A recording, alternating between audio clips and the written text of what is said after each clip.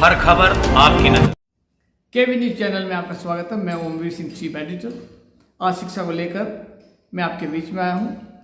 जिस तरह से शिक्षा के गिरते स्तर पर चर्चा होती है और सरकार ने लगभग 5000 बेसिक स्कूलों को बंद कर दिया है या माने मर्ज कर दिया है, एक ही बात है, इसके जिम्मेदार कौन है? अक्सर आवाज उठती रहती है कि इसके जिम्मेदार शिक्षक हैं, अध्यापक हैं। लेकिन मैं मानता हूं कि भले ही अध्यापक कुछ सीमा तक जिम्मेदार है, लेकिन उसका जिम्मेदार मुखिया होता है। देश का मुखिया, प्रदेश का मुखिया। अगर उसके अधिकारी कर्मचारी कार्य नहीं करते तो उसका पूर्ण जिम्मेदार मुखिया होता है। शिक्षा विभाग में शिक्षा के गिरते स्तर को लेकर अगर हम देखें तो शिक्षा विभाग में कुछ सालों के अंदर इतना बदलाव क्यों हुआ? पहले तो बदलाव नहीं था, शिक्षा ठीक चल रही थी। अभी कुछ सालों में 2009 से लगभग के बाद ये जो शिक्षा का स्तर गिरा है उस पर सोचना है। हम अध्यापकों से शिक्षा के अलावा अन्य कार्य लेते हैं, उन्हें बीएलओ बना दिया जाता है, वोटर का कार्य करता है और जनगणना, तरह तरह की जनगणना करते हैं। उन्हें शिक्षा का काम कम लिया जाता है और अन्य काम ले जाते हैं और फिर जिम्मेदार अध्यापक को मानते हैं, जबकि पूर्ण जिम्मेदार मुखिया होता है। जो देश का मुखिया है, प्रदेश का मुखिया है, और उसके अधिकारी कर्मचारी कार्य नहीं कर रहे हैं तो उसका जिम्मेदार तो मुखिया हुआ, क्योंकि उसको उनका डर नहीं है, कानून का डर नहीं है, उसका भय नहीं है। तो फिर कैसे कह देंगे कि उसका नीचे का कर्मचारी जिम्मेदार है?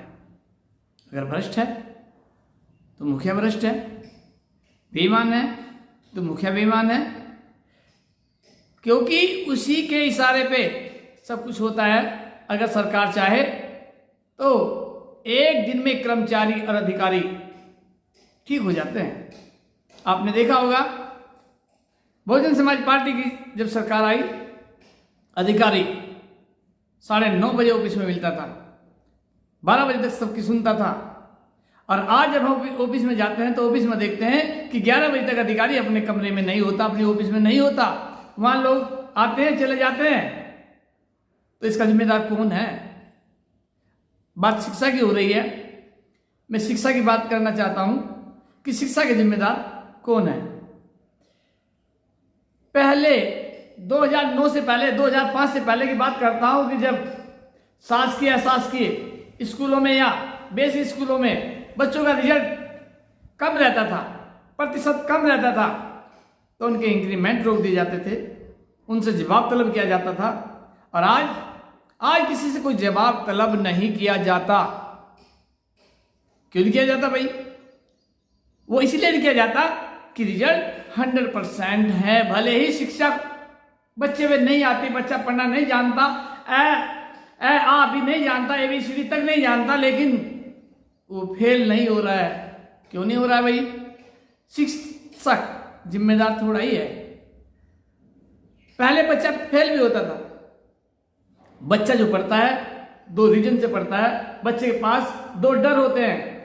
एक डर होता है कि बच्चा फेल हो जाएगा, वो डर सरकार ने खत्म कर दिया कि बच्चा फेल नहीं होगा, अनुत्तीर्ण नहीं होगा।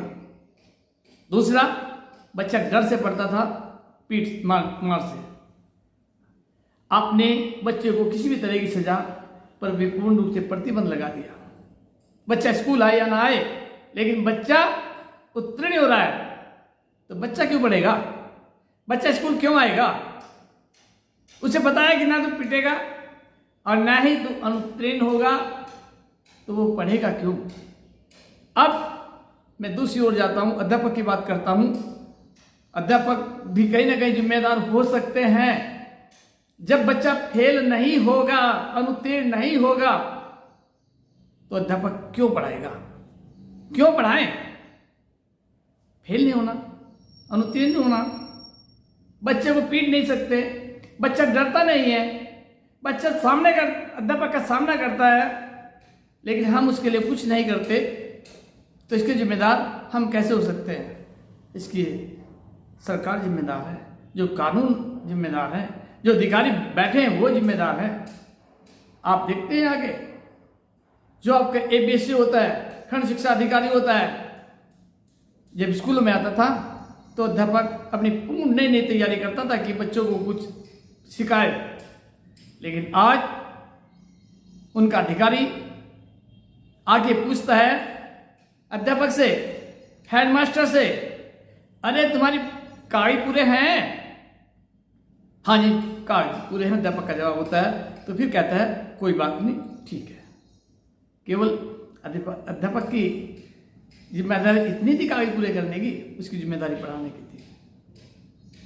उन्हें बेल्लो बना दिया जाता है, उन्हें कई कई कार्य दिए जाते हैं, उन्हें इतना समय नहीं दिया जाता है कि वो बच्चों को शिक्षा दे। और तो और क्या, आप एक 100 किलोमीटर से अध्यापक आता है, 100 किलोमीटर से रोज रनिंग करता है, तो वो रास्ते में इतना थक जाता है कि पढ़ाने योग्य नहीं बचता। हमें सरकार को चाहिए कि अध्यापक उसी क्षेत्र का हो या उसी क्षेत्र में रहे जहां पर वो शिक्षण कार्य कर रहा है। सरकार के पास, बेसिक विभाग के पास उनके लिए निवास नहीं है, भत्ता दे देते हैं, भत्ता जेब में जाता है और अपने घर से रोज आते हैं। ट्रेनों की सुविधा नहीं है, यातायात की सुविधा विशेष नहीं है, और फिर कहते हैं शिक्षा का स्तर गिर गया।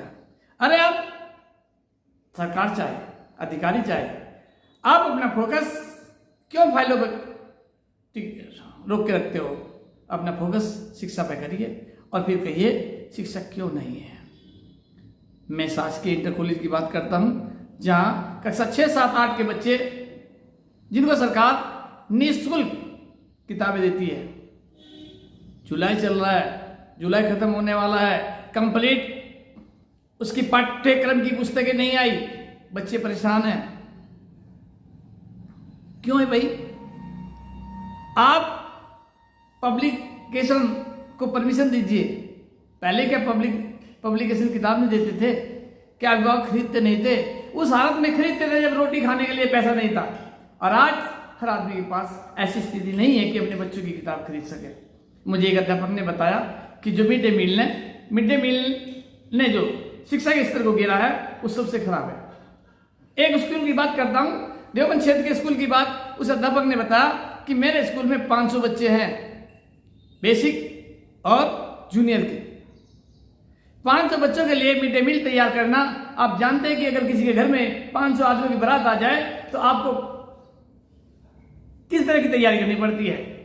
बच्चे 500 बच्चे कितनी देर में खाना खा लेंगे? खाना कितनी देर में तैयार हो जाएगा? क्या खाना के लिए वो स्कूल में खाना बन रहा है तो बच्चे डिस्टर्ब नहीं हो रहे हैं? आपने आधा घंटा 40 मिनट आपने इंटरवल दिया है, क्या 500 बच्चे खाना खा सकते हैं? इन सबको गौर करने की बात है। सरकार को चाहिए कि बच्चों की शिक्षा पर फोकस करे, अध्यापकों से अन्य कार्य न ले, उन्हें केवल टारगेट दिया जाए, बच्चों को अनुत्तीर्ण किया जाए। जिन बच्चों पर ABCD नहीं आती, A नहीं आते, उन बच्चों को हमने यूपी बोर्ड 10वीं पास होते देखा है। कैसे हो जाते भाई? अरे जो बच्चा 7-8 में फेल होता रहा और उसे प्रमोटेड करते जा रहे हैं, वो बोर्ड में कैसे पास हो गया? इसका मतलब वहां भी गड़बड़ है।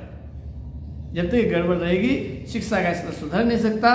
अगर आप शिक्षा का स्तर सुधारना चाहते हैं तो आपको शिक्षा पर टारगेट करना पड़ेगा, अध्यापक को जिम्मेदारी देनी पड़ेगी, और कहीं ना कहीं बच्चे के मन में भी पढ़ाई के प्रति भय दिखाना पड़ेगा।